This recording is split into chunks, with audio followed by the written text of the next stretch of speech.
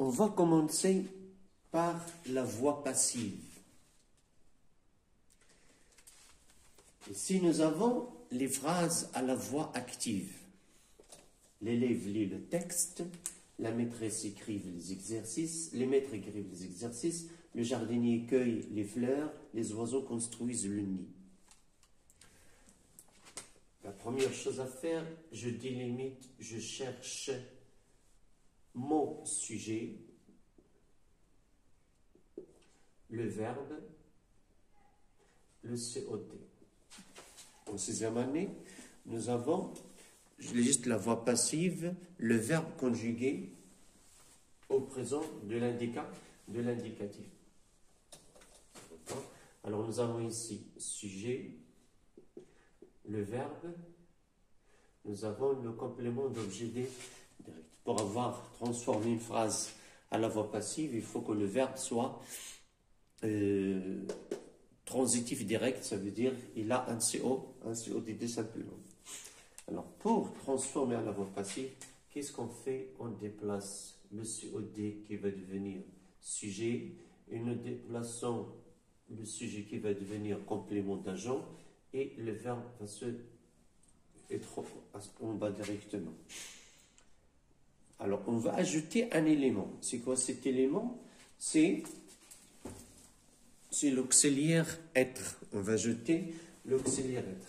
L'auxiliaire être au présent. Tout simplement. Soit est, soit sont. Ça dépend du nombre de mon sujet. S'il est pluriel, je vais dire sont. S'il est singulier, je vais écrire est. Voilà. Soit est, soit sont. Tout simplement. D'accord? Alors, si il est pluriel, je vais écrire sont. Si il est singulier, je vais écrire est, comme je viens de dire. Alors, avant de commencer, je cherche le nombre dans mon sujet, le texte. Il est singulier. Alors, je vais l'écrire, le texte. Singulier. Voilà l'auxiliaire être singulier. Je vais les ajouter. Et qu'est-ce que je vais faire après? Je vais chercher l'infinitif de mon verbe. C'est quoi l'infinitif? C'est quel verbe ici? C'est le verbe lire.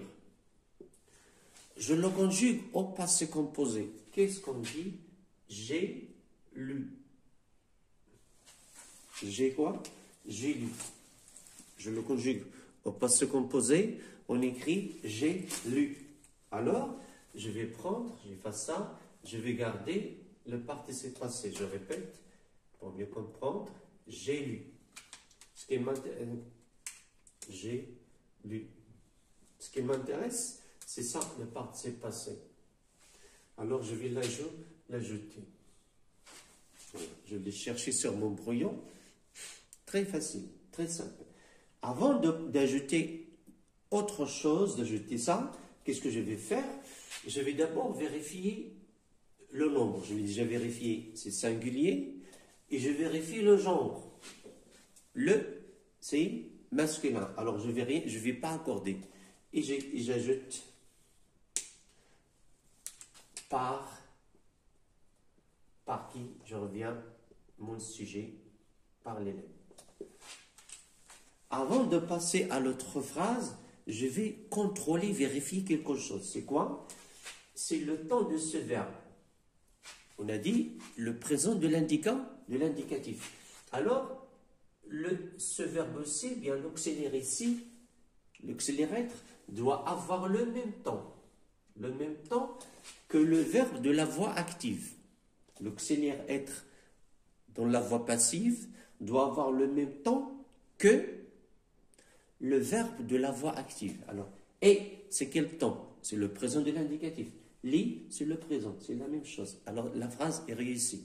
Alors, il faut faire attention, chers élèves, parce que ça, c'est ça la voix passive, c'est ça. Seulement. Si tu as réussi cette partie, ta voix passive est réussie. Si tu ne l'as pas réussi, parce que ça, c'est les autres, seulement il faut les déplacer. Alors, voilà, présent, présent. La même chose. Là, l'autre phrase, on va la faire sur beaucoup de contraintes. Je cherche mon sujet, mon verbe, mon sujet. Je cherche l'infinitif du verbe. C'est quoi l'infinitif? C'est le verbe écrire. Je le conjugue au passé composé, j'ai écrit. J'ai écrit. Alors, voilà. Alors, je vais garder ça sur mon brouillon. Écrit, je n'ai besoin du participe passé. Je cherche le nombre de mon sujet, de mon nouveau sujet, les exercices pluriels. Alors, on va utiliser sont. Et j'écris ma phrase. Je me suis bien entraîné maintenant. Les exercices, voilà, sont.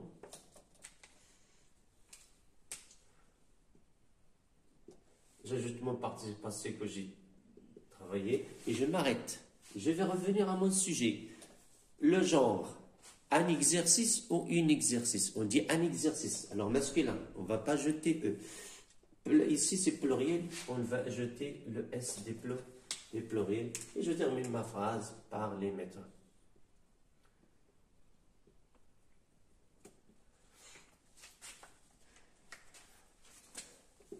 Et la même chose pour l'autre phrase, toujours. Je délimite mon COD, mon verbe, je cherche l'infinitif des verbes. C'est quel verbe? C'est le verbe cueillir, cueillir. Je le conjugue au passé composé, ça va me donner que cueillir. Et je l'écris, je garde voilà mon participe passé, je l'ai. C'est quoi ça? Singulier, pluriel, pluriel, alors sont. Et voilà, et j'écris ma phrase rapidement. Les fleurs sont. Je m'arrête.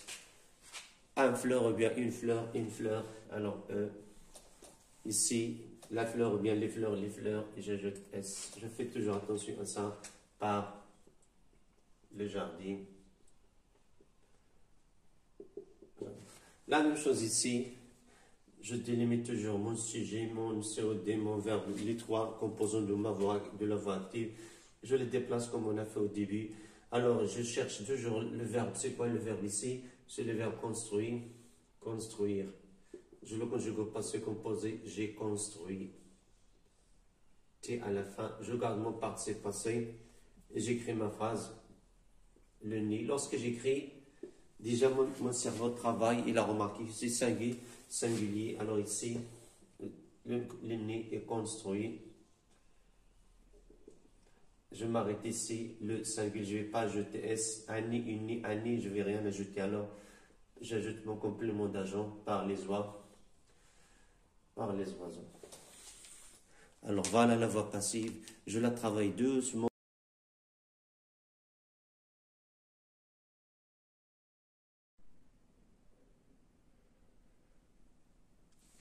Maintenant, on va passer à la phrase interrogative. Transformer une phrase déclarative en une phrase interrogative. Inversion du sujet. Juste, je vais me consacrer ma leçon à l'inversion du sujet. Quel genre de phrase d'abord on va transformer et quelle sorte de phrase interrogative? C'est la question auquel on répond par oui, par non ou par si. Ça veut dire l'interrogation totale. D'accord? Alors, j'ai ici 6 phrases. Les 3 premières ont le sujet pronom personnel. Les 3 dernières ont le sujet groupe nommé nominal. Si la phrase a comme sujet pronom personnel, il se suffit de faire comme ça. Ça veut dire, je vais commencer par le verbe. Et tu, voilà mon sujet, et tu blessé. La même chose ici.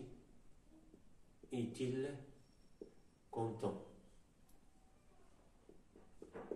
La même chose à si on ne peut pas dire à on a un problème, on va dire attends.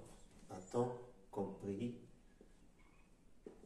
Alors, lorsqu'il y a le pronom, le sujet est un pronom, j'inverse seulement le pronom et le verbe, ou bien le pronom et l'auxiliaire. Voilà la question. Es-tu blessé? Oui. Es-tu blessé? Non. C'est là l'emphase négative. Tu n'es pas blessé, ni tu n'es pas blessé, si, ni tu n'es pas blessé, non, ainsi de suite. Ça veut dire qu'il faut juste savoir comment la transformer. Je commence par le pronom. Si la phrase est négative, on va écrire on commence par l'adverbe de négation. N'es-tu pas, voilà, toujours. N'es-tu pas, voilà, blessé. D'accord? Maintenant, c'est le sujet est un groupe nominal. C'est généralement ce genre de phrase qu'on a.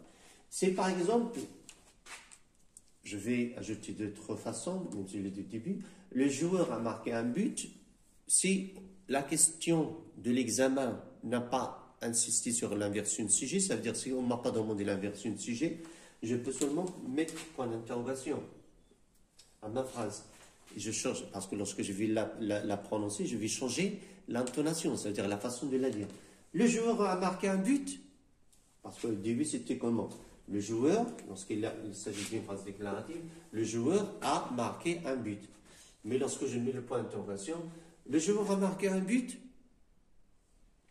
ou bien je vais ajouter la structure, l'expression, pardon, est-ce que le joueur a marqué un but? Ça c'est facile. Mais supposons que la question de l'examen demande inversion de sujet. Qu'est-ce qu'on va faire? Dans ce cas, c'est très facile. C'est très facile, plus que là, les trois premières. Qu'est-ce qu'on va faire? Je vais commencer par cette phrase dont le verbe est autant simple, explique. Alors, je vais mettre point d'interrogation. Je cherche mon verbe. Où est-ce qu'il est? Je cherche mon verbe. Si le verbe se termine par la voyelle, je vais mettre tiret, et je vais mettre T, et je vais mettre tiret. Je cherche mon sujet. La maîtresse, une maîtresse féminin, alors je vais mettre elle. La maîtresse explique-t-elle la leçon? C'est ça l'inversion de sujet dans la phrase déclarative dont le sujet est un groupe nominal. Le verbe est autant composé, temps simple. Ça veut dire le présent de l'indicatif, le futur, l'imparfait, passé simple, etc. Maintenant, la phrase toujours déclarative, le verbe au temps simple, mais le verbe ici ne se termine pas par la voyelle, se termine par la consonne. Je vais mettre point d'interrogation, je reviens ici, après le verbe, je ne vais pas mettre T, parce que ce n'est pas la voyelle, je vais mettre seulement, je cherche le sujet d'abord, c'est masculin, singulier, et je mets il. Le touriste prend-il la carte? Je vais mettre cette phrase au pluriel pour changer un petit peu. Pour avoir un sujet au pluriel. Alors, voilà maintenant une phrase, mais le verbe est conjugué au temps composé. Ça veut dire passé composé, simplement. Ça veut dire on a l'auxiliaire. Alors ici, ce que j'ai ajouté après le verbe ici, je vais l'ajouter ici. Après l'auxiliaire. Lorsque mon verbe est conjugué au passé composé, au présent parfait, futur antérieur, et ainsi de suite, je vais mettre la transformation après l'auxiliaire. Alors, je mets mon point d'interrogation. Et voilà ici la consonne. On n'a pas la voyelle, c'est T, déjà T. Je cherche le nombre de mon sujet, le genre. Voilà. Les joueurs ont-ils, il est toujours le trait d'union. Après le pronom de rappel. Les joueurs ont-ils marqué un but? Alors, c'est comme ça qu'on transforme ce genre de phrase. C'est très facile, ça ne complique pas, tu ne vas pas changer la place d'un mot, bien non, tout simplement, sur ton brouillon, tu mets point d'interrogation, tu écris la phrase, tu mets point d'interrogation, tu fais la transformation selon le temps du verbe.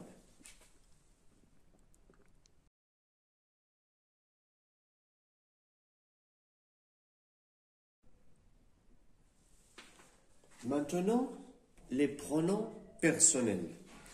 On va réviser les pronoms personnels. Remplacer un complément par le pronom personnel adéquat, convenable. Bien, alors, première chose, je souligne mes compléments, le tailleur quoi, COD, les abeilles voltigent dans le jardin, voltige où? Dans le jardin, il boit du thé, il boit quoi? Il boit du thé. Tu achètes une montre, tu achètes quoi? Je téléphone à ma mère, je téléphone à qui? Alors ici, nous avons le COD, le complément, ça constitue du lieu, un COD, un autre COD et le COI. Je remplace ces compléments par le pronom personnel qui convient. Alors, le COD qui commence par article défini, ou bien adjectif possessif, ou bien adjectif démonstratif. La robe, par exemple, sa robe, ou bien cette robe, c'est la même chose. On va dire le tailleur, je vais réécrire les phrases. Je cherche le genre de mon COD, j'écris là. Alors le COD qui commence par un article défini, ou bien possessif ou démonstratif, on le remplace par les pronoms là, le, les et l'apostrophe. Ça dépend du genre ou bien du nombre de. Ça dépend du genre et du nombre de mon COD. Alors ici, la coupe. Le tailleur, la coupe. Est-ce que c'est clair? Pourquoi là? Parce que ici, COD féminin. COD commence par l'article défini. Les abeilles voltigent dans le jardin. Est-ce que c'est un COD? Non, c'est un CCL, pardon. Alors, on utilise Y. Pour ne pas répéter toute la phrase, efface mes points. Toujours, j'ajoute mon pronom avant le verbe. Il boit du thé. Ici, on a fait affaire à un COD, mais qui ne commence pas par un article défini, mais ici, partitif. Ça veut dire on a affaire aux autres articles, partitif, contracté et indéfini. Ici, nous avons partitif. Alors, lorsqu'on a partitif, on utilise on.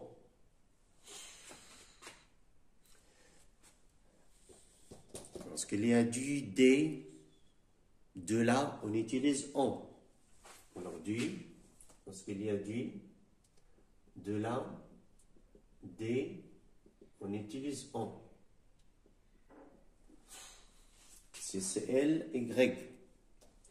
Tu achètes une montre. Nous avons affaire maintenant, toujours article indéfini, une. Alors nous avons affaire ici à un ou bien à une. Cette leçon, qu'est-ce qu'on fait? On laisse l'article, on barre seulement le nom. Je mets point ici. Alors on va écrire tu en achètes une. Regardez bien. À une, je le reprends. Et les articles, les adjectifs numéros cardinaux comme 3, ou bien 3, 2, 4, etc.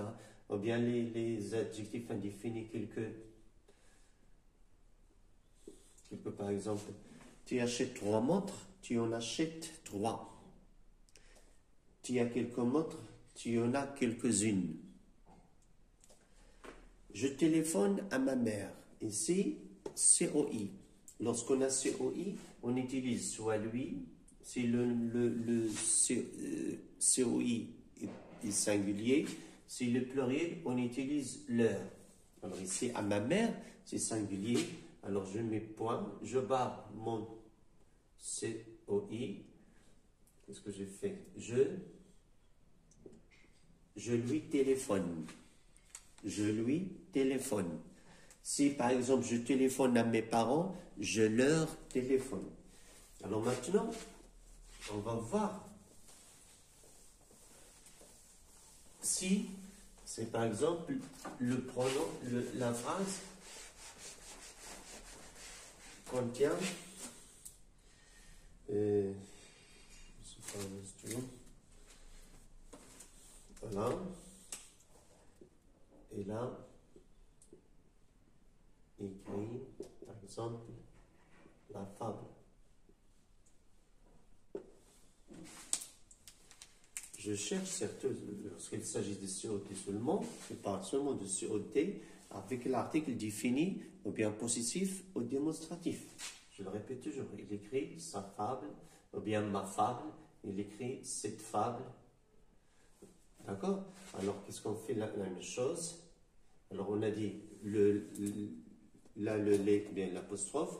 Alors, ici, nous avons dit qu'on utilise l'apostrophe lorsqu'il y a la voyelle. Alors là, et là, je mets point. Mais le problème ici, qu'est-ce qui se passe ici? C'est quoi la fonction de ce? C'est le COD. Oui, le COD maintenant. Voilà notre COD. Il est placé avant quoi? Il est placé avant l'auxiliaire à voir. C'est quoi le genre? C'est féminin. On doit mettre l'accord. Il l'a écrite. C'est mon verbe conjugué autant composé. En sixième, on a, je ne sais pas se composer. Je dois faire attention à l'accord. On passe à une autre leçon.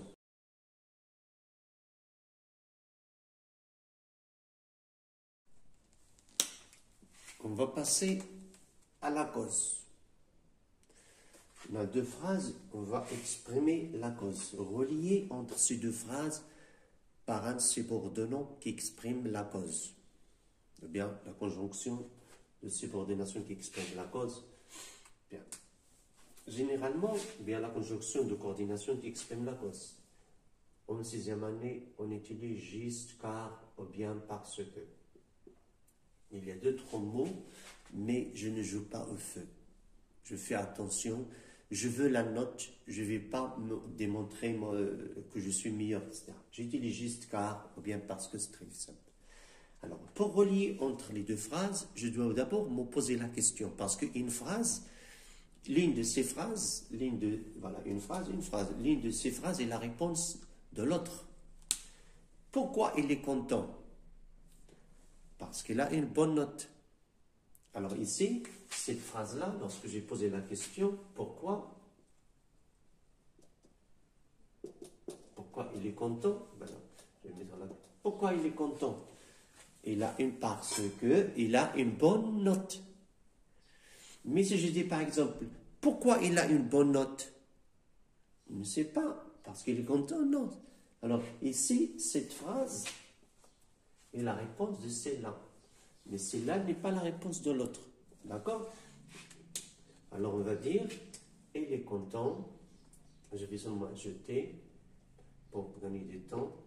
Parce que, bien car, voilà.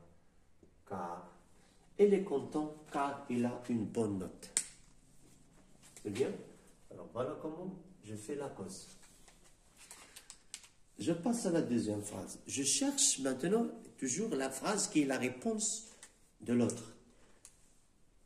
Pourquoi l'enfant a peur? Parce qu'il crie? Non, c'est pas juste, c'est pas valable.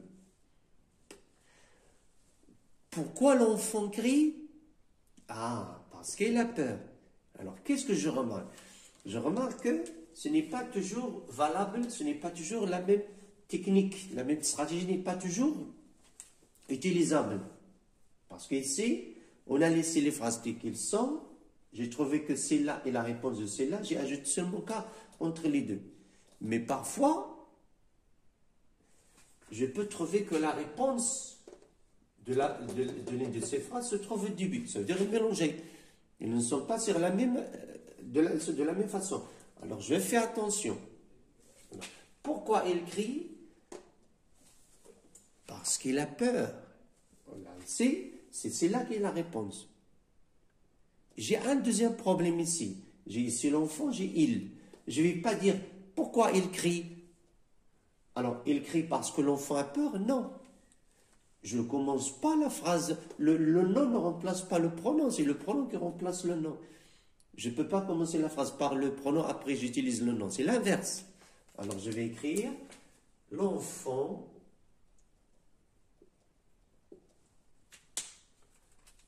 crie car elle a peur.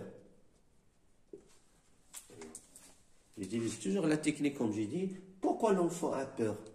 Parce qu'il crie? Non, c'est pas une bonne réponse. Parce que seulement j'utilise.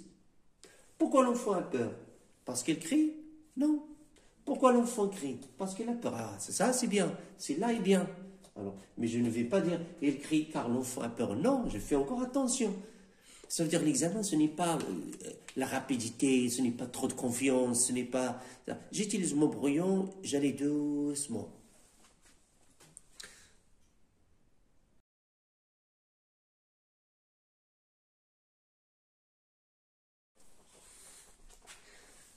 Maintenant, on va passer aux fonctions. Indique la nature, indique la fonction de ce qui est souligné.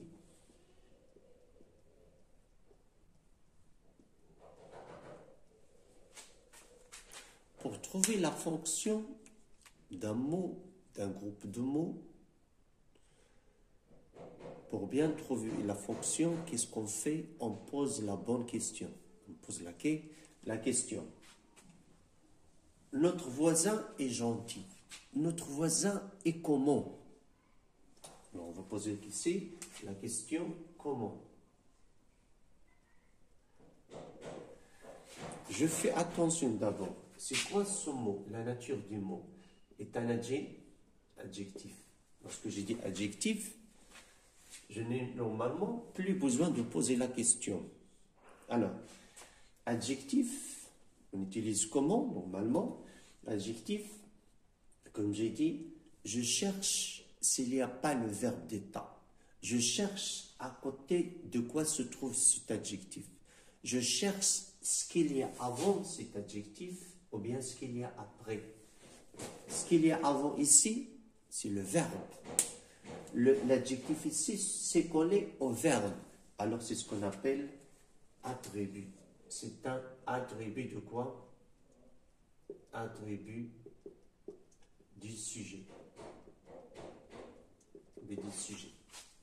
D'accord? Ce livre intéressant me plaît. Intéressant, la nature.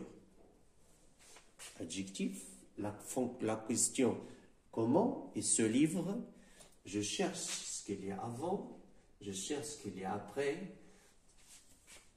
On n'a pas le verbe, j'ai livre, ça veut dire ici il s'attache au mot livre, ou bien au nom livre, c'est le nom, il est près du nom, ici il est près du verbe, alors c'est épithète, tout simplement. D'accord? Je passe maintenant ici, parce que nous avons ici nous avons affaire à l'adjectif, ici nous avons affaire au complément. La question parfois est la fonction de ce qui est souligné ou bien la nature du complément. Quelle est la nature de ces compléments? D'accord? La nature des compléments.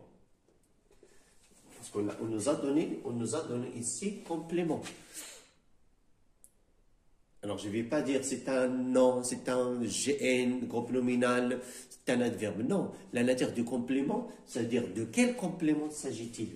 Ça veut dire la fonction. La nature du complément, c'est déjà la fonction. Tout simplement, est-ce que c'est un COD, COI, CCL, CC, CCM? Alors, elle s'arrête près du souk. Je me pose toujours la bonne question. Elle s'arrête où? Elle s'arrête où? Elle s'arrête près du souk. Alors, la fonction, c'est CL, complément circonstanciel de lieu. La maîtresse explique la leçon. La maîtresse explique quoi? La maîtresse explique quoi?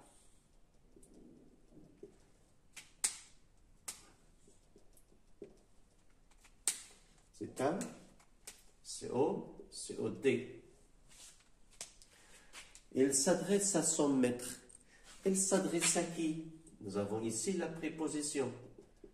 À qui? Il s'adresse à qui? Il s'adresse à son maître. C'est un CO.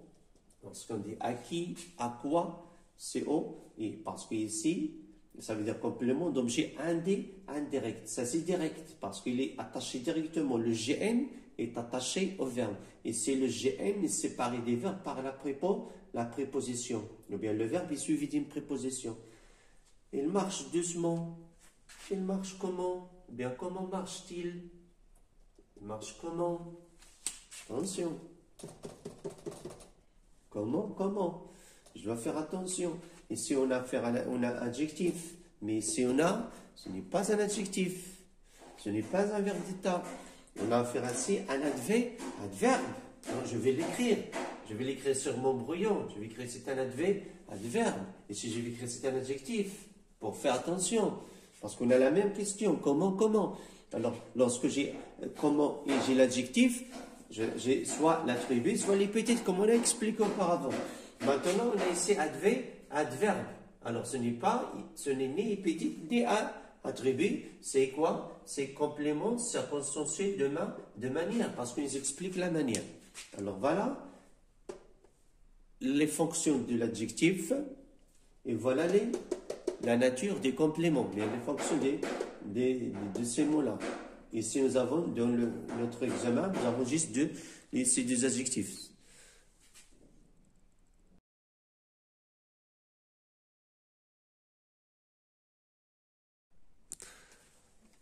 La négation. Je transforme ces phrases à la forme négative.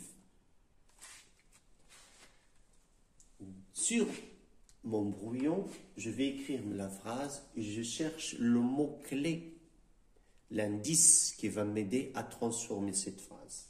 C'est quoi l'indice ici? C'est encore. J'écris sur mon brouillon que lorsque j'ai encore de la négation, on utilise ne plus. La négation, on utilise ne plus. Bien. Alors, j'écris ma phrase. Il, parce que je vais supprimer ce mot, cet adverbe, il n'est plus triste.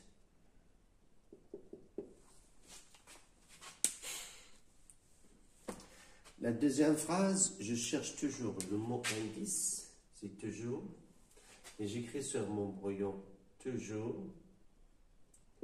je le transforme en quoi? Ne jamais. Et voilà ma phrase, je supprime ça, tu n'es jamais par ici. La même chose pour la troisième phrase, quelque chose, on écrit ne rien. Chose ne rien. Elle ne ça et ne cherche. Je le transforme, cherche rien. Dans l'autre phrase, je cherche l'indice quelqu'un, j'écris ne personne. J'écris ma phrase, on attend, je supprime ça, on attend personne. J'ai ici ce qu'on appelle la double négation, la coordination. J'utilise une autre technique, je vais écrire il ne boit. Je ne vais pas utiliser pas, il n'y a pas. Ne boit. Ici, nous avons les articles partitifs. Alors, les articles partitifs, les articles indéfinis, les articles contractés, je les supprime. Il ne boit ni thé, ni café. Il ne boit ni thé, ni café. Si j'ai par exemple, il prend la clé et le portable, il ne prend ni la clé, ni le portable. Et elle achète une banane et une pomme, il n'achète ni banane ni pomme. Alors ici, lorsqu'on a dit affaire à une, je vais pas de couleur, une, un, du, de la, des, je les supprime, je les réutilise pas, je les supprime. comme ici. On n'a pas utilisé du. Et je garde le genre de mot, c'est pluriel par exemple, des cafés avec S, je vais dire né café avec S. Je laisse le genre, le nombre, pardon. D'accord? Mais s'il y a les articles définis, les adjectifs possessifs, les adjectifs démonstratifs, je ne les efface pas. Maintenant, j'ai une petite phrase ici, une courte phrase. J'ai un chat, ne croyez pas que c'est facile. Alors, on va dire, j'ai pas d'indice, comme ici, je n'ai pas encore, je n'ai pas toujours, je n'ai pas quelque chose, je n'ai pas quelqu'un. Je transforme, j'utilise, je n'ai pas. Mais le problème, ça pose ici, je n'ai pas de. Je n'ai pas de. Alors, dans la négation, ça c'est la négation simple. De la négation, cette négation simple.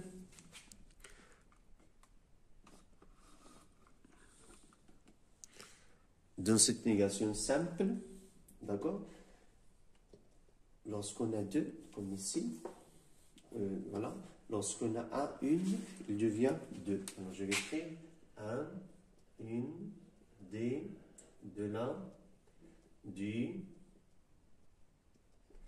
deviennent deux. On dit je n'ai pas deux. On ne dit pas je n'ai pas du, je n'ai pas deux. De la négation, on n'a pas ces mots.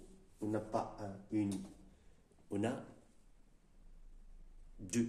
Sauf c'est par exemple, c'est une carte. Par exemple, je vais dire cette phrase banale. Lorsqu'il y a le verbe être, on ne change pas. Ce n'est pas une carte. Ce n'est pas une bonne affaire. Ici, on ne change pas. Ce n'est pas une carte.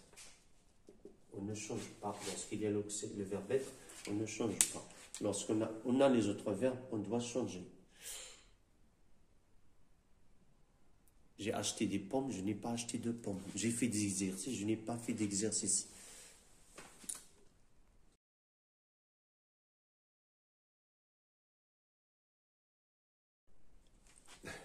Discours direct, discours indirect.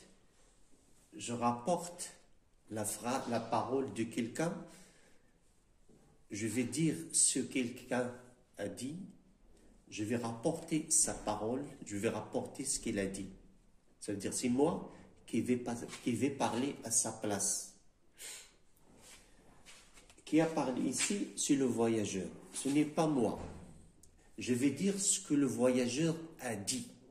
D'accord? Dans ce cas, il faut d'abord savoir comment on fait les types de phrases qu'on utilise en sixième année. Nous avons ici le train est en retard. Quel est le type de cette phrase? La phrase déclarative, on n'utilise que. Est-ce que tu as compris cette leçon? C'est une phrase interrogative totale, ça veut dire je réponds par oui ou par non, on utilise si.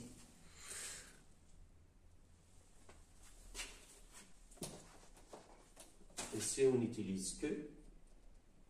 Ici, comme j'ai dit, on utilise si. Fais attention, c'est une phrase impérative, on utilise de plus infinitif. C'est quoi si, c'est quoi de? On va voir. Bien. Le train est en retard, dit le voyageur. Que dit le voyageur? Alors, voilà. Que dit le voyageur? Le voyageur dit que, voilà, que le train est en retard.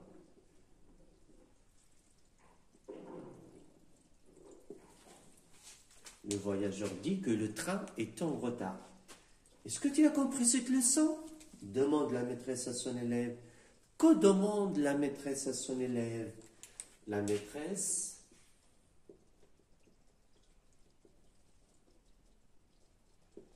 demande à son élève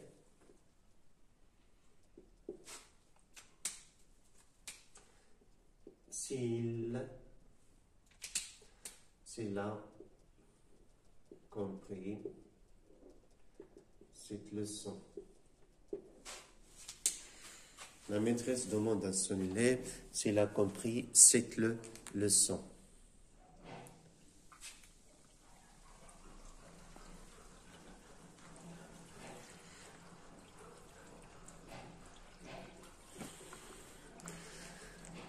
Fais attention, on donne la mère à sa fille.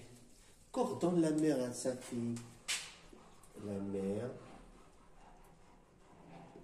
ordonne à sa fille de faire attention. Alors voilà, c'est ça, discours indirect. Dans la phrase déclarative, on utilise que, on voit au tableau, que. Dans la phrase interrogative, si. Dans la phrase impérative, on utilise de. C'est très facile. C'est généralement ces trois phrases qu'on utilise dans l'examen. Alors ça, ça suffit d'avoir ça dans la tête. Que, si, de. Déclarative, interrogative, impérative. Alors voilà, je crois qu'on a fini la grammaire, on va passer à la conjugaison.